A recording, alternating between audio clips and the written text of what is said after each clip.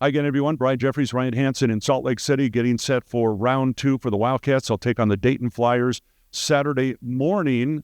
Not quite as early here as it will be in Arizona, but still a very early game. And Rhino, before we talk about this matchup, maybe that's one aspect. Both teams are going to be up at the crack of dawn on Saturday morning getting ready to play basketball.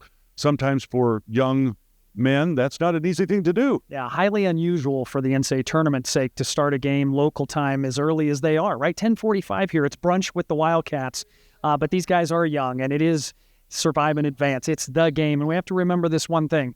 Both teams have to tip off at 10:45, so it will equally affect both teams. They just got to get over and recognize Saturday's the day, no matter what time they tip. All right, so this is a contrast in styles. Arizona, one of the faster tempos in the nation. Dayton, one of the slower tempos in the nation, but they do shoot threes very well. But let's start out with the tempo of the ball game, and obviously what Dayton wants to dictate or what Arizona wants to dictate and how they kind of fight each other on that. Arizona wants that fast pace. Dayton does not want that fast pace. That's the strength. And what's interesting in NCAA tournament play is very often the game slows down naturally because possessions become more and more valuable. Is Arizona built, as Tommy Lloyd has said throughout the year, to play different styles? I think they are. Do they prefer to get out and go? Absolutely. Wildcats need to do two things if they want to dictate tempo.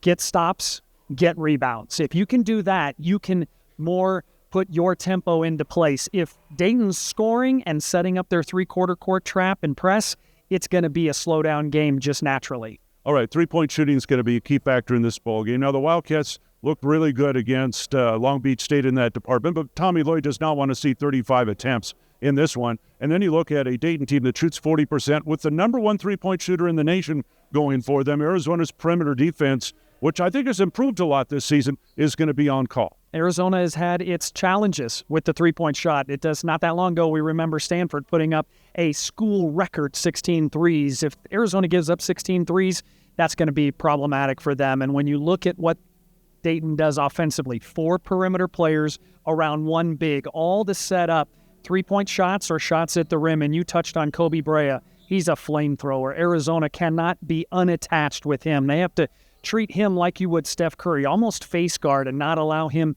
to get the ball and get a look. It's a matter of Arizona's effort, but it's also a tactical situation. All right, Cats and the Flyers. The winner goes on to the Sweet 16 in Los Angeles next week.